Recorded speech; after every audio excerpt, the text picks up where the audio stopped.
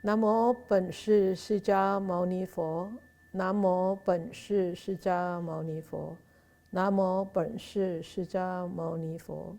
We pay homage to our respected teacher, Shakyamuni Buddha. Good. Oh, we are starting a new chapter today. Is this a chapter 3? Yeah. Chapter 3, even finally, we finished one chapter. We're starting the chapter, is called The Breath. Okay. Nice chapter, but I've got nothing to talk about. So difficult to think about this topic this week. I don't know, my brain was all stuck. I couldn't think of anything to talk about. But anyway, don't worry. I think you'll have enough to talk. Okay, this is a very funny picture. You know what that is? Don't tell me it's a turtle. It looks like a turtle, eh? It does look like turtle's skin. It's not turtle.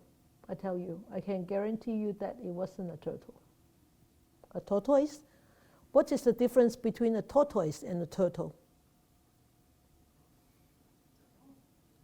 There is no difference? French and English. Huh? French and English. Oh, really? No. Tortoise is smaller, turtle are bigger? No, opposite. Turtles are smaller, tortoise is bigger. That's what I understand. Oh, really? Okay, so what did you see from this picture?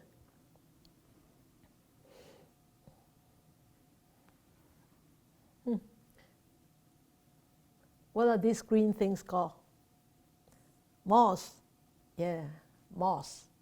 地衣啊，中文叫做 Chinese is called 地衣, the cloth of the earth. The cloths of the earth. Isn't it, eh? Cloths of the earth. 地衣.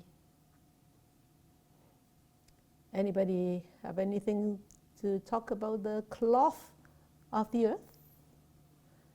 The moss, M-O-S-S, moss, or about this picture?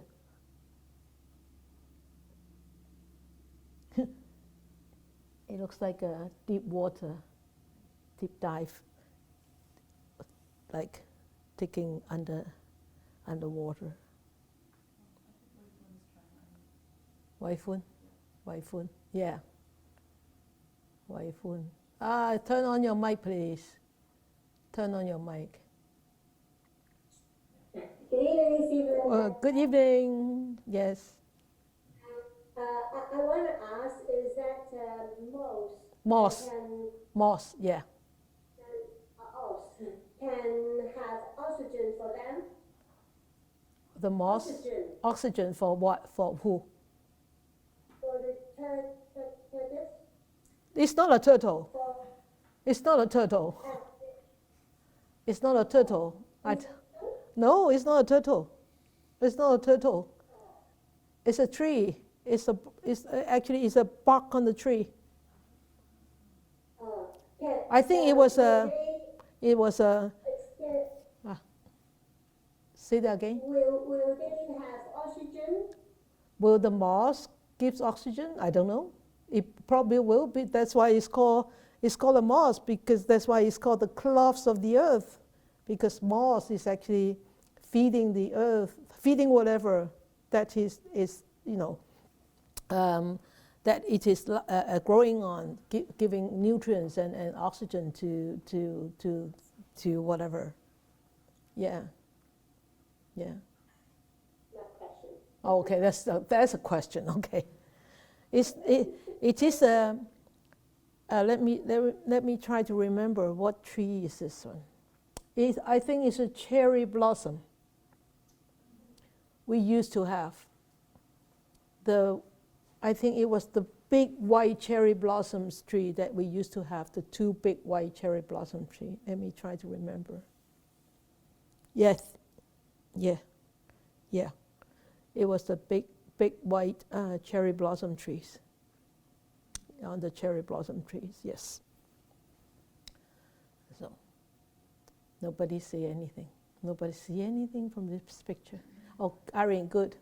I hope your mic will work. Very good. I fixed it before class, so I just tried to reset. Okay. Okay, I'm seeing a little bit of, like, from the trunk, just right below the moss. Yeah. It looks like there's an animal or fish head looking at something with two eyes. Really? Can you see that with the mouth? Oh, It looks scary. it looks scary, eh? Yeah, You got very good imagination. doesn't it look like No? No, a fish? There's eyes. Like, if I'm looking at the screen, I didn't see the eyes. Where and the mouth, where were the eyes? Where are the eyes? just like right below the moss, a little bit of the moss. Oh, the red one, you mean? Not the red one, Oh. the green one. The green I'm one. looking at Oh, it there. on my right. Oh, I see. Oh, I see. Oh. Yeah, just like a snake or an It- animal or something. It does look like a snake. The skin of the snake or the skin of the turtle. It does look like that. That's delusion. That's delusion. And you allow your own delusion to scare you. How mindful are you? How mindful were you? Very mindful because I see that picture. Okay. Good. But simply, if you don't tell this a tree, Yeah. I thought it's in the water, it's a stream, and it's the rock or something. Yeah, right, yeah. But I remember when I took that picture, I remember it wasn't a sunny day. It wasn't a sunny day. It was, I think, you see the blurry thing at the back? It could be ice. It could be ice, yes. Yeah, I think it was ice. Yeah, it was winter day. I remember that. And that's why there is this shiny layer over the whole surface of the tree. It's ice. It was covered with ice. Yes. Yeah. So, yeah. Next time I would. I can always try to find out which day I took this picture. With going back to the original, I probably will find out. But I'm sure it was in the winter. There was ice. Yes, Catherine. Okay. Catherine. Yeah. Good evening, Sifu and everybody. Good evening. Sifu, I supported Irene because in the book, the picture looks a little different from what is it on the screen. Yeah. And then when I look at it, it does look a little scary. And that, that reminds me of the aquarium. And that's like the crocodile. When you go Oh, to the aquarium, crocodile. Yeah. and then they are just moving on very shallow water, and that remind me of that sutra that it is a sutra. It said like water in the pond is getting less and less. The fish in the pond is getting less and less, and that's why we have to be diligent. Yeah, the water in the pond is getting less and less, and so is the fish. Yeah, living in. Yeah. It's No true. way that it is moss in the tree when we look at it. Yeah. You see how our perception could mislead us from the reality. Yeah, the perception. Yeah, okay, good. Thank you, Catherine. Anybody else? Michelle. Hello. Are you still in lockdown? Yeah. Really? Yeah. Wow, it's almost 2 months now. Yeah, I haven't been working for 4 months, I guess. Like 4 months. Huh? I can't hear her. 4 months. 4 months lockdown? Yeah, 2 months for full lockdown, but the ring has been closed for 4 months. So I've been staying at home for this. Wow, 4 months lockdown. You could easily do a long retreat. Right.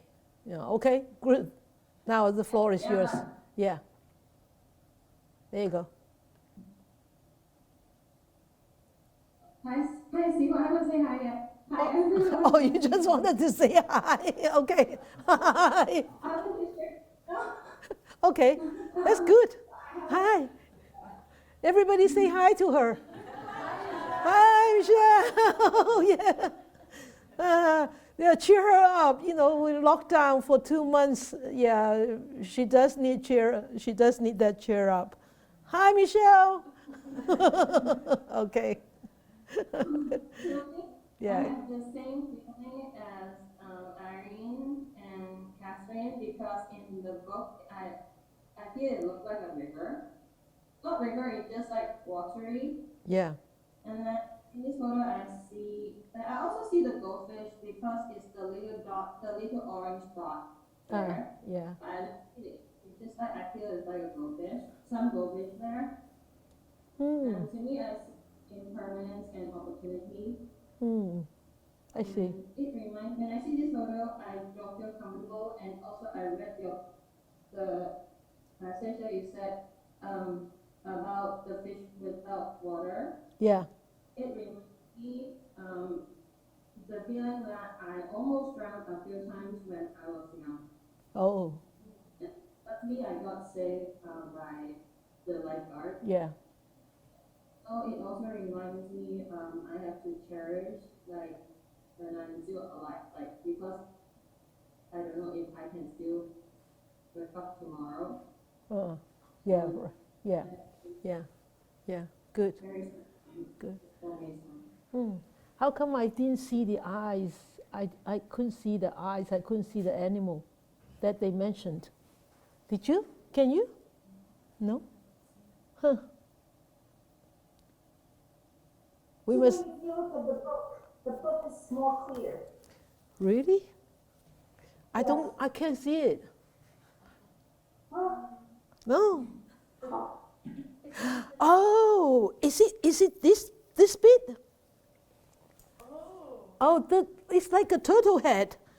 Yeah, this is the big mouth, and these are the two eyes. Oh, a rocky fish, Sakbana. Huh? A rocky fish. Here. Sakbana. Yeah. Very expensive fish. If you want, it's a cuisine. It's a cuisine. Cuisine, like, huh? Cuisine, yeah. Very expensive. Here, there. That little blob of turtle skin. On the, here. The mouth, the two eyes. Now you see, yeah. They scare themselves with no reason. With no causes. Ah. It was January 5th, January 5th, 2015. Oh, they are definitely in the winter. Yeah. Wow, where did you get that from? Oh, the flicker. Oh, okay. You see, we've got such a good secretary here. Yeah. Okay, good. So, put down your imagination. Just look at the picture. All right. You still have something to say, Michelle? No? Your hands is up. Your hand is still up. Okay. You finished? Okay. Bye-bye. Bye, Michelle. Okay. Good. Okay, anybody else have something to say about this picture? Anybody here? Grab the mic, please.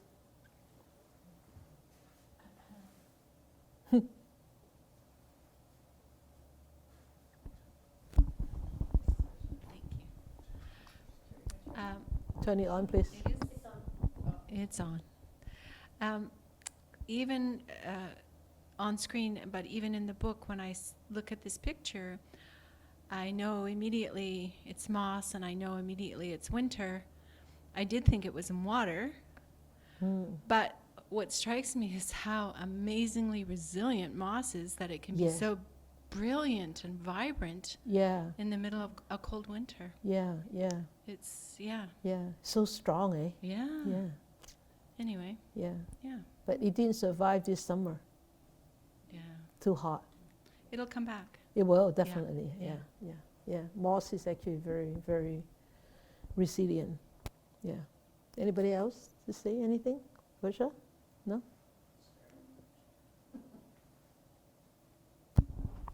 So I think when I see this picture, I like the close-up and the detail of the tree. And I'm always amazed by ferns and lichens and moss and how Yeah. symbiotic they are with the tree. Yeah, So when you get up close to a tree, you can see there's so much more life on it. yeah, yeah, And they work with each other, which is yeah. it's just a really Yeah. nice thing. And I never know that there are so many different kinds of moss until I really start to look closely. I remember when we walk up to Mount Tom, some of the moss are so pretty and so beautiful. And when they flower, wow, it's just so amazing. Yeah. Yeah, good. That's all? Nobody else? Symbiotic. I haven't heard that word for a long, long time. Okay, yeah, symbiotic, mutually benefit each other, right? Well, I have nothing to say about this picture. I have said enough already. I like it because I think the different contrast of the color, the black and the green, actually, and then the whitish, like wavy ice on the back is just make this such a, I don't know, as Laurie said, vibrant picture, and through that green I can see that life of the moss, the life of the moss, and yeah. Green is always like my favorite color, but not to wear, not to be worn, but like everywhere, and so that's why I like evergreen trees. I always like evergreen trees, yeah. Yet I don't quite like too vibrant colors tree like maples and all that. I think they're too colorful. And of course, sometimes it's nice to see one big row of maples. When they turn color, it's so vibrant. But yet, when they turn like to be so like brownish and then start to fall, it's just that impermanence is so vivid. I love evergreen trees myself. Yeah, don't you? Yeah, especially in here in Canada in the winter, we need evergreen trees, otherwise we'll be all like anxious and depressed. Okay, so the passage that go with this picture is the breath is the fountain of our lives. Without it, we are like fish without water. Isn't that a beautiful picture? I didn't take that. It's from the, whatever you call that, 365 PowerPoint presentation. It's offered free. So you all agree the breath is the fountain of our lives, don't you? Yeah? Without it, we are like fish without water. So breathing, the breathing that we take every day in and day out, is actually, we were born to know how to breathe, right? Once we were born, we actually know how to breathe already. But how come we only started to learn about the breath when we get so old? before we started to learn meditation on breath, we can call it anapanasati or whatever. We seldom know that, we seldom pay attention to it. A lot of times we actually take for granted of the breath, right? Really. So the breath, but how come we never knew to start earlier? How come? Huh? Our ignorance, yeah. And I think we just take for granted. We just take for granted about whatever that we have in life. And we all know that with a breath, we take in the oxygen from the atmosphere, and then we give out the carbon dioxide. That's the natural process, exchange process, right? So so our life actually, this really existing on our own, that life I'm talking about, okay? Independent of our mothers, okay? So that life exists really start with our first breath, right? Let's start with that first breath. But babies do breathe in the womb. Do you know that? They learn how to breathe, but they don't really breathe like we do. So they get the oxygen from the mother through the umbilical cord, right? So they do actually practice breathing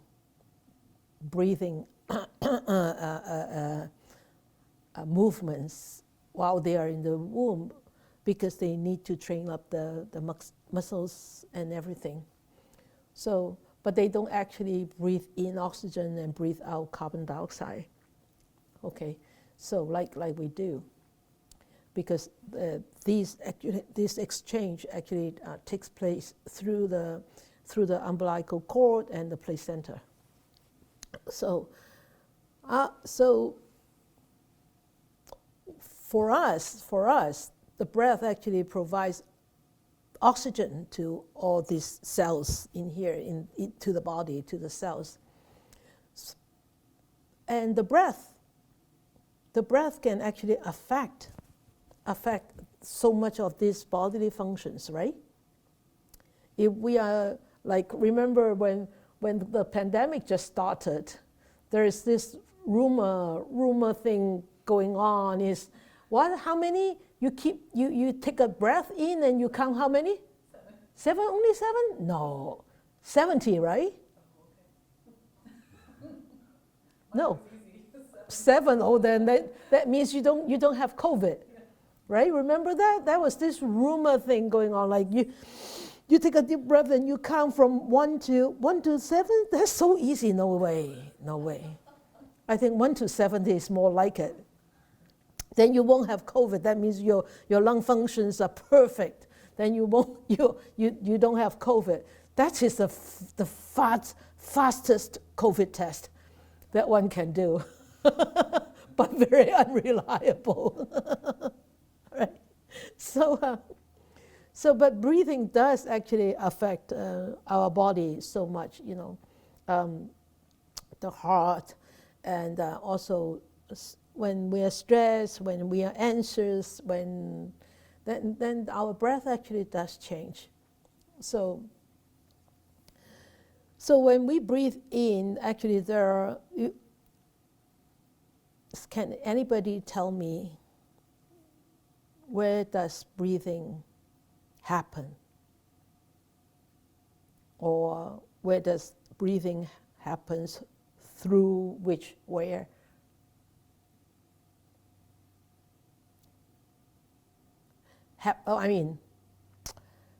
What can I say? Does breathing only happens at the nostrils? You look doubtful, though. No, I'm not doubtful. You're not doubtful? Okay, so answer the question. I'm not doubtful. You Um, turn on the mic yet? It's on. Okay. So I'm thinking, I mean, I would like to say it's everywhere, but I'm not going to say that. I think it's obviously through the nose, and then the diaphragm is involved, the lungs are involved, the stomach is actually involved. So it's a lot of apparatus, but I know that when you take the breath and the cells circulate it around to the body, so it's actually a whole system. Very good. Oh, Did you teach biology before? No. Oh, okay. Yeah, well, it really just, it doesn't just limit to here. Actually, the whole body breathes in and out at the same time as we take breath in, take the air through here. And so the whole life actually starts with this first breath. So can anybody tell me how many breaths we take in, or how many breaths we take for each minute as human being? If you don't know, count now. How many? You never know. Quite you should know. Yeah, between 15 and 20. It's about like 16 and 17. So in a year, 16 breaths, if it is 16 breaths per minute, in a year, how many breaths do we take? Have we taken? Almost like 8 million. That's a lot, isn't it? But animals, like dogs and turtle or tortoise, dogs breathe faster than human beings. Tortoise or turtles breathe slower than human beings. Can you guess how many breaths a turtle or tortoise take in each minute?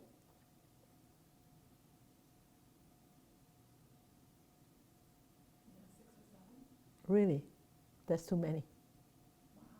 Yeah. 2 to 3.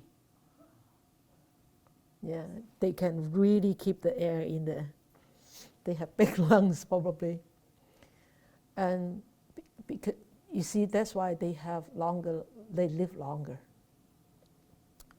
So you can see actually deep breath increases lifespan. And it's very logical, because with these deep breaths, that means your body actually have more oxygen, holding the oxygen longer in there, isn't it? But when we are scared, we hold the oxygen so much shorter, like hyperventilating. We're actually hardly holding the oxygen in our body. And you can see a turtle actually breathes about 2 to 3 times a minute. And you can imagine how long that oxygen stays in that body, right? So with shallow breaths, we know it actually slows down the body, the heart rate if we slow down the breath. So this breath is really, if we control the breath and change the breath, we can actually control the state of mind. Right? You all agree, because you're all meditators, so-called. You're all big laughs. Yeah, so-called meditators, right? So you should have experienced that by controlling the breath, you actually can change the state of mind. And that's why this breath meditation is so useful, and it's because it really brings on a lot of benefits. So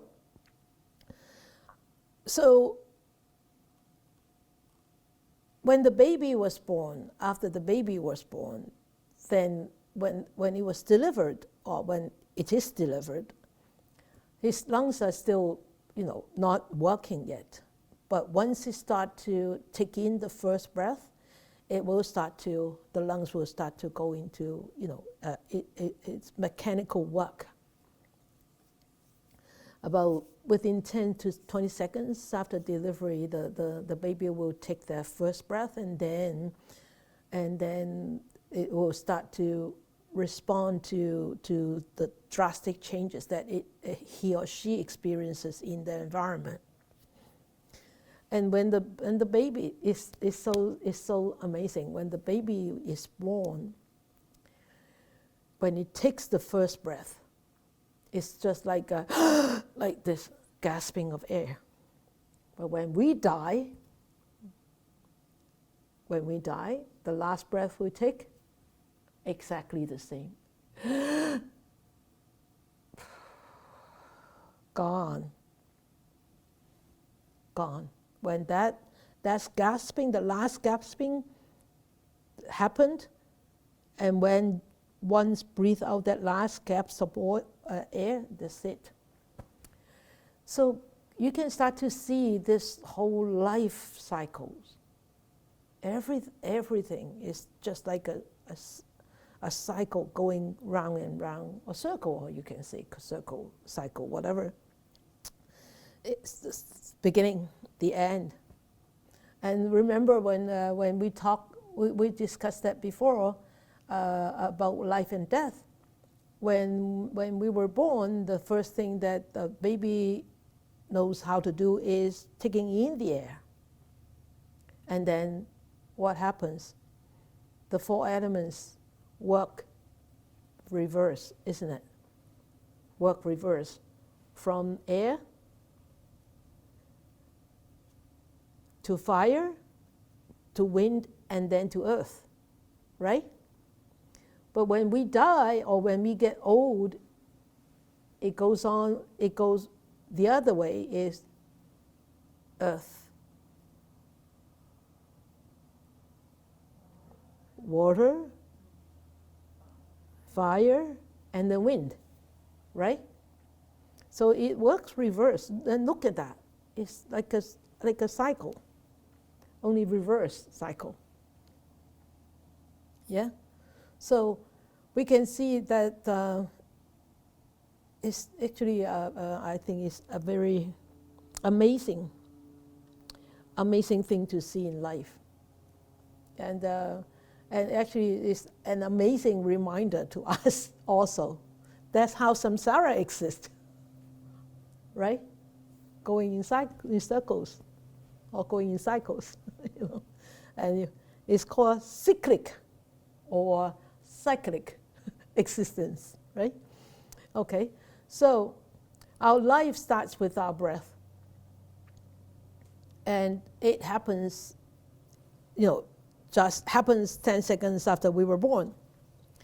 And then it goes on by itself. It goes on by itself. You see, us, human beings, we can do without food. For how long? Depends on how big you are. Okay. Oh yeah, the bigger you have, more fat to burn, right? Yeah. Okay. Okay, that's good. That's a good answer. And we can go a long time without food, right? And then without water, we will go less, right? And how long do you think we can go without sleep? 7 days? 8 days? 2 weeks? No. Oh yeah, you can go without sleep for 7 days or more. Yeah, it's scary, isn't it? Yeah, but yeah, you can go without sleep for a few days, few days to 7 days maybe. Without causing major damage to your nervous system. But there is one thing that we cannot live without. That is the breath. Right? We cannot live without this. And our life all starts with this breath. So this is the first thing we ever know how to do when we come into the world. And it is one of the last things that we do when we exit. So, and this breath actually, sustains our life. Without it, none of this will work. None of this will work. The eyes, everything, it doesn't work. Okay, so there is nothing, and there is no thriving, and there is no life. So, for something as fundamental as this breath is so fundamental, but we never pay attention to it. How ignorant we are, right? And we don't treasure it, we don't cherish it. Only when we start to fight for the air, then we start to think, where's my breath? Right? So,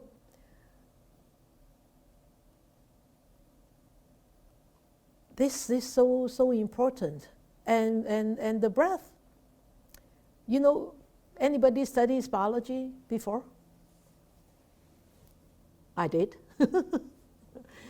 So, the breath, the breathing is regulated by our nervous system. We call it the autonomic nervous system, right? You have heard about that before? Oh, you don't? You haven't? Oh, okay. Anybody? You have, right? So anybody could tell me the autonomic nervous system actually are made up with two parts, two different nervous system. You forget? Oh, you remember, Kwok? No. Oh, okay. Okay, all right. Then should we talk about this? Because it's actually nice to know this. So it's made up by two type of nervous system in the autonomic nervous system. One is called sympathetic nervous system, and the other one is called parasympathetic system. So the sympathetic system is like prepares us, our bodies, to be able to react very quickly to stress and danger. That's what you call fight or flight. Okay, so remember, sympathetic system. Okay, fight or flight. So that fight or flight response actually make our body to react with very increased heart rate, blood pressure, blood sugar, and dilated pupils, and quick speak. Because why? We need to respond very fast because it's danger. Okay, and the breath become very, very shallow and very, very quick, very fast. So this actually allows us to have an opportunity to actually fight back or to run away. But this system or this reaction or this type of reaction also creates a lot of stress for us. Okay, so you don't really want to work up your sympathetic system. You don't. Okay, so if you're really constantly working up your sympathetic system, then you are really you are stressing yourself a lot mentally to release those stress hormones, which will elevate our blood pressure all the time, and also put a very strong burden on our cardiovascular system. So when that is all worked up, our immune system would be really weakened. It will really have to do a lot of work to keep it up. So you will easily feel run down, exhausted, anxious, sometimes unmotivated. That is the reaction of the sympathetic system being worked up too much. Okay. But yet, this human existence is so amazing. There is such fight and flight, but there is another system. It's called parasympathetic system, which help us, which actually has a calming influence, because it slows down heart rate, it lowers blood pressure, and it helps us to promote better digestion. So this human existence is really amazing, really. And so if we could actually work up this parasympathetic nervous system, it will really bring a lot of benefits to us.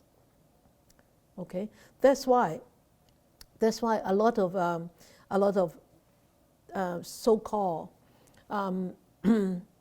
healthy exercise actually advocates a lot on using deep abdominal breath, because it actually helps you to work up the parasympathetic system. Okay, so by slowing down or speeding up our breath actually can help us to trigger these systems and giving us some control over our mental state. And of course, with the mental state being in control, then it affects our physical state or physiological state. So that's why, we actually can change our physiological baseline by actually working on the breath. So it's very interesting, this breath thing. Okay, I know it sounds too biology or too scientific tonight, but it's nice to understand more about this breath than just knowing that there is this breath. Okay?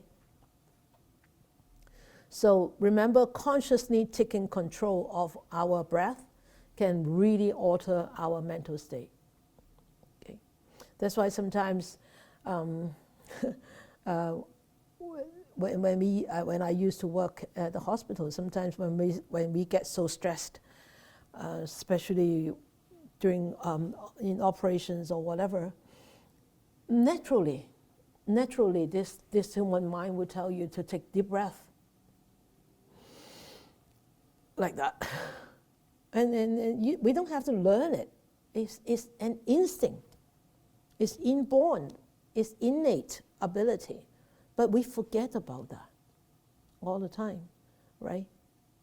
We forget how useful it can be. And that's why we need to learn. We need to go back and learn how useful the breath could be, all right? So we know that the breath has never left us, and it is vital for our lives. And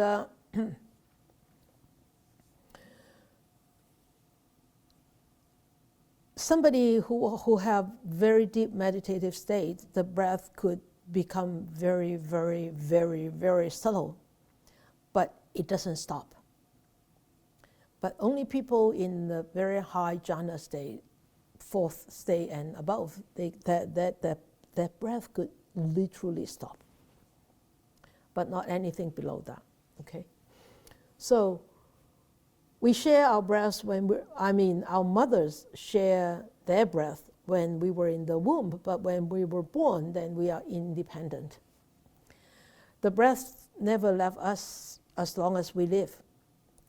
And it is the most important support for our lives, but yet we always constantly forget about it. So if you start to really see how important breath is for us, hopefully that could be a really strong reminder for us not to forget about our breath, to remember our breath all the time. And we know that without it, we cannot go on, our lives cannot go on. So that's why the Buddha taught about the breath. He started to realize how important and how calming and of the breath when he was very, very small. You heard about the story, right? when he was attending a plowing ceremony with his father, right? He found it so boring that he sat beneath a tree, and he just went to observe his breath, and he just went into jhanas, right? And so after he started going into the forest and started sitting in meditation, and he realized that what happened, which method I can use. So he went back to use the breath. And at that time, he was in the fourth jhana.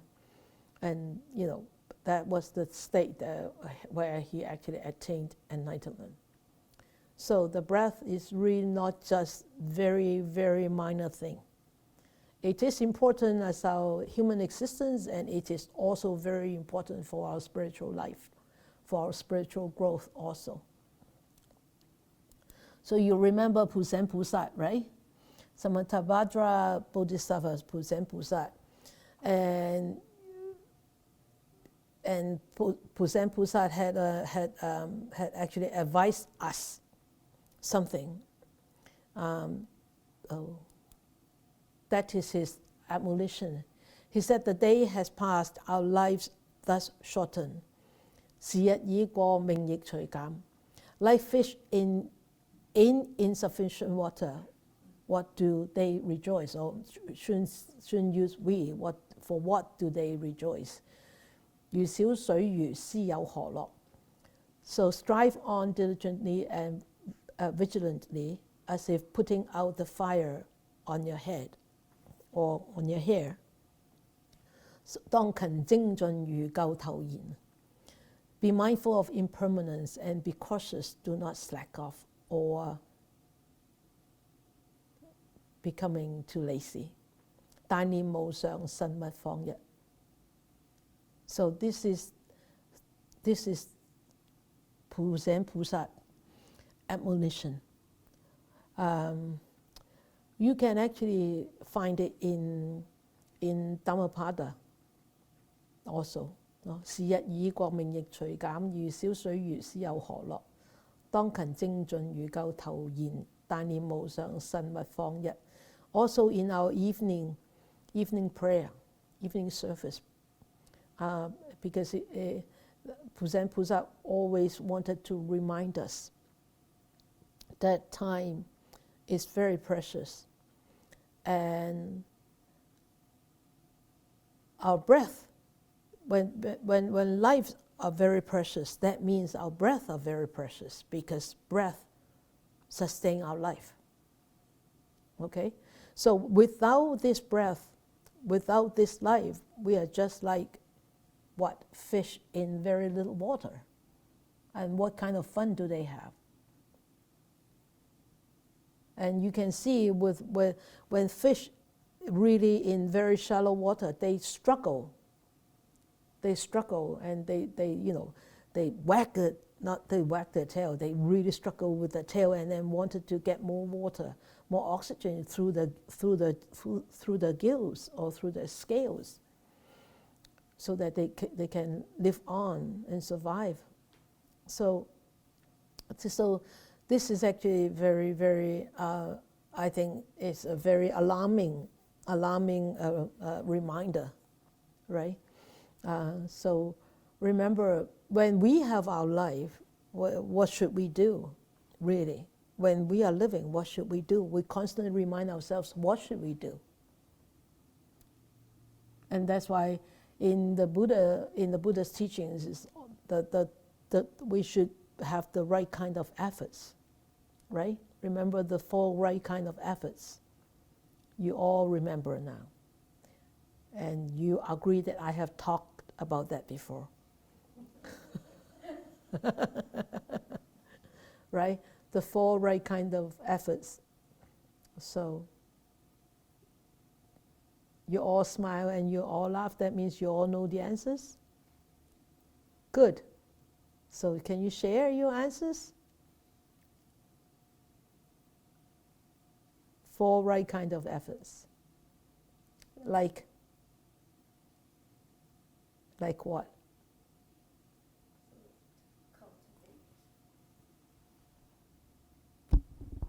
So you want to cultivate good deeds, and you want to sow the seeds. So you're cultivating the ones you have, and you're sowing the seeds for new ones. Good.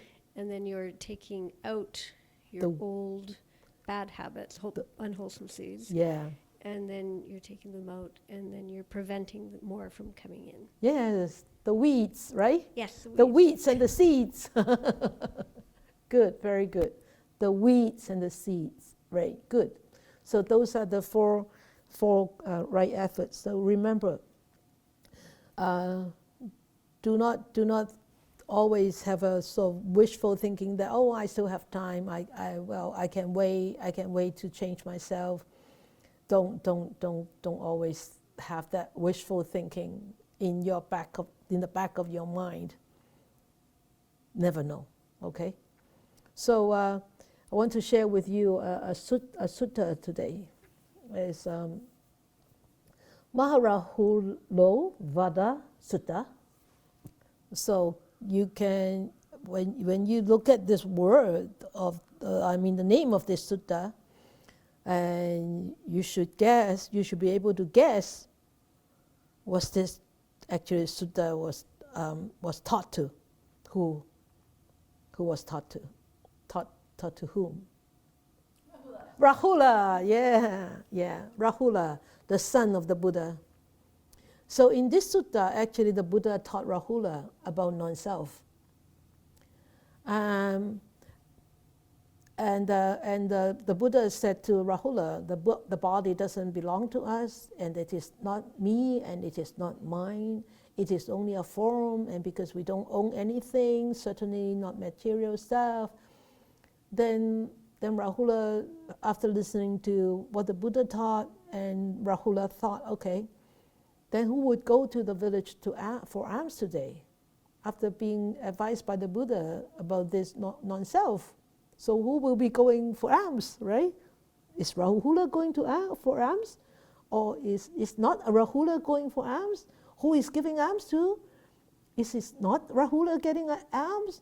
Or, Rahula was sort of like puzzled. So he turned back. He was going out for alms, and he turned back. And he found a tree, and he sat down at the root of a tree. And then he sat down, and he went into, with his body very, upright and erect, and he tried to establish, mindfulness.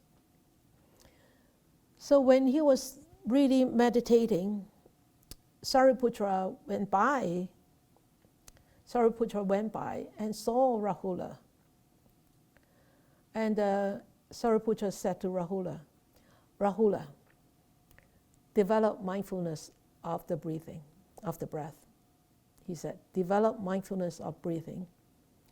When mindfulness of breathing is developed and cultivated, it is very fruitful and beneficial. So Sariputra, actually Venerable Sariputra, at that time he already attained arahatship. So Venerable Sariputra actually taught Rahula the mindfulness of breath. Oh, he didn't actually teach him, but he asked him, just go to be aware of the breath. So Rahula, after heard what Venerable Sariputra said, so he went. He started observing the breath. Then in the late afternoon, Rahula came out of his meditation. He went to see the Buddha. He bowed, and he sat down to one side and said to the Buddha, "Sir, so how is mindfulness of breathing developed and cultivated to be very fruitful and beneficial?" So he asked his father, the Buddha, about the benefits of observing the breath. So the Buddha said, well, practicing breathing exercise or breathing meditation is really, really fruitful. And continuously practicing the mindfulness of the in-breath and the out-breath is of great fruit, of great benefits. So he started to tell him this. He said, Rahula, because you are sincerely practicing the mindfulness of the breath, that's why it will bring great fruit and great benefits. If mindfulness of breath is practiced continuously, remember, continuously, and your last breath will be in knowing, not in unknowing. You get that? That means you will be able to know about your last breath. You won't skip it. You won't miss it. So that's why in the past many teachers taught that by this mindfulness of breath, you can actually reach Nibbana. You can actually reach enlightenment. Okay? And of course, we all know it's not just the mindfulness of the breath. When you are so much into the breath, you will just naturally develop this insight of impermanence and anatta. Okay, so in this Taragata 548, you can actually look it up on Sutta Central. He said, one who has gradually practiced, developed, and brought to perfection mindfulness of the in and out breath, as taught by the enlightened one, illuminates the entire world like the moon when it is freed from clouds. So on a full moon day, if there are no clouds, you'll be able to see supermoon. You'll be able to see the details on the surface of the moon. So the Buddha actually experienced that himself when he was a child, when he was attending that plowing festival. Okay? And when he actually attained enlightenment, or when he went into this profound meditation state with the breath, he actually attained enlightenment there. So you can see from here already, you can see the fruits of just observing that incoming breath and the outgoing breath. It is like the moon, which is free from clouds. That means our mind is free from what? All these pollutants. Clouds are so analogous to pollutants. Yeah? So you think it is, oh, really? That simple, spontaneous practice of this observation of this breath can really take that can really bring so much fruits? Of course it can. Because the Buddha said something deep in his mind spoke to him. He says, that is the only way to enlightenment. When you, if you read about his path to enlightenment, you can see all these words there. So that's why he strongly recommended it to us. So he said, this, Rahula, is how mindfulness of in and out breathing is developed and pursued as to be of great fruit, of great benefits. And he said, when mindfulness of in and out breathing is developed and pursued in this way, even one's final in breath and out breaths are known as they cease, and not unknown. So we can see the breath is really not a simple thing. It's really not a simple thing. It is it is one of the, I think, the most precious gift that we have. I mean, not money, not millions of dollars, not full wardrobe of a brand's name clothes or shoes. No, it's the breath. Really, without it, none of those matters. None of those is useful. right? Yeah. So this is what I have for you tonight. Okay, you all right with this breath thing? Yeah, good. You have anything to say? Yeah. Yeah, of course.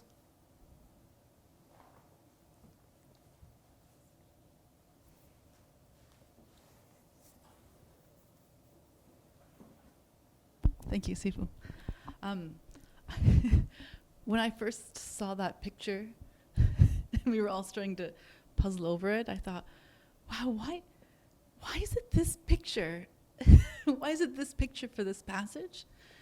And then as you started teaching, and then when we came to this, I thought, this is it. Because at the beginning, right? Yeah. Nobody knew. Is it a fish? Is it a turtle? Is it moss? Is it a rock? Is it a tree? Yeah. Right? Yeah. And that's really how it is, especially at the beginning with meditation. Is where's the breath? Where am I supposed to feel it? Yeah. Really? And then it's gone. And Yeah. what's Am I happening? controlling my breath? Yeah. Yeah. So many Yeah. unknowns, and everything is so unclear. Yeah. And this is what you're working towards, right? Yeah, Is clarifying yeah, that yeah, right. picture. Yeah. Yeah, it's Yeah. great. Good. Yeah. You know, sometimes people, that's what I said on Sunday. Sometimes people find that really we spend so much time just to look at just to feel the breath. Isn't it boring? So bored. I have students coming to me in retreats. They said, is there anything new that we can do? Right? Have you experienced that before? Is there anything new coming up? Is it this? Really? That's it? Whole day? 12 hours? Even when we lie on the bed? Really? Yes, really. Yes, Irene. Irene. Hi, Sifu. Hi. I just want to share that, when we take things for granted. It's just like every sentient being has the Buddha's nature. It's just covered by the delusion. So it's just like.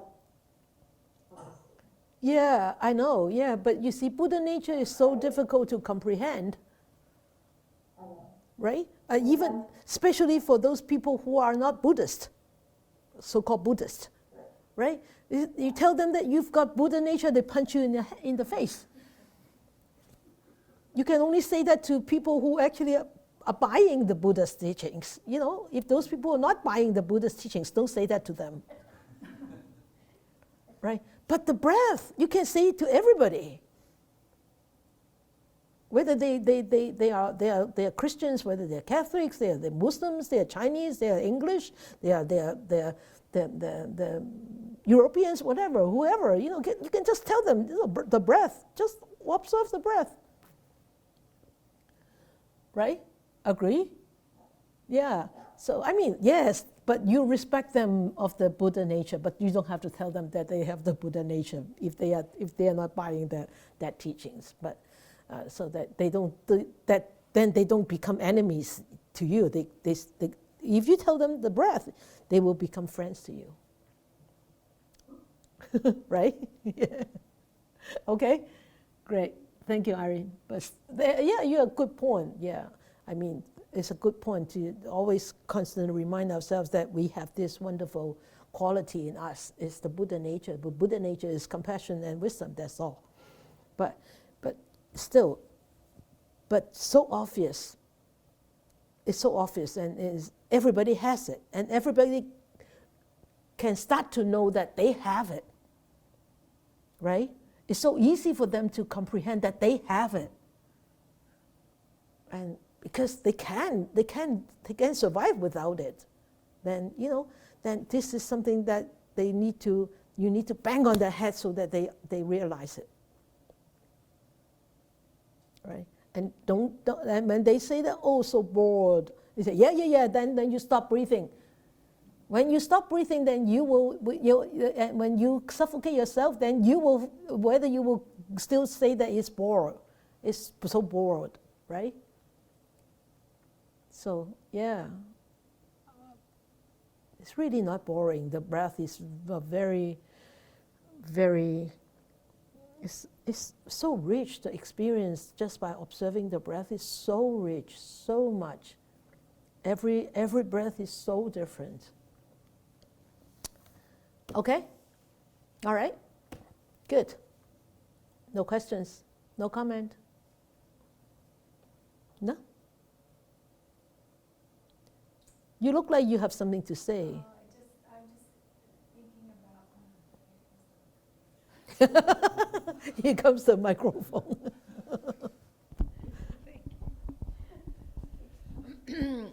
I just keep thinking about when I first started meditating, and I was still teaching in the classroom, and how apparent it was to me when we started meditating together, and I had the students paying attention to their breath, and it was just there.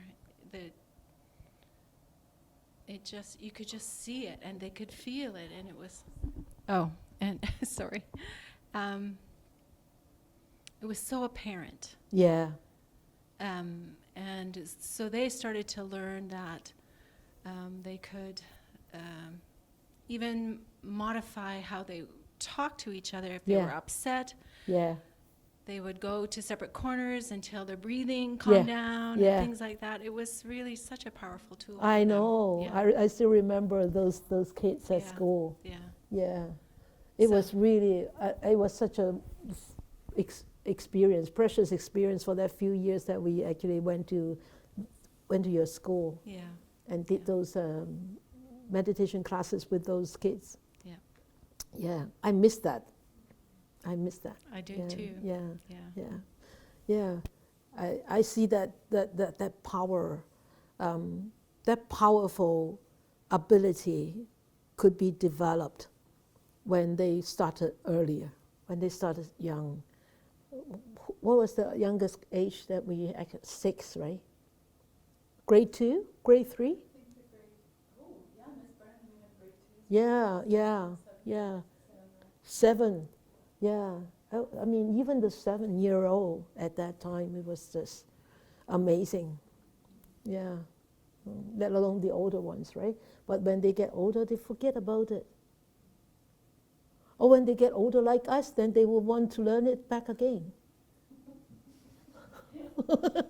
It's so strange, this human being, right? Yeah.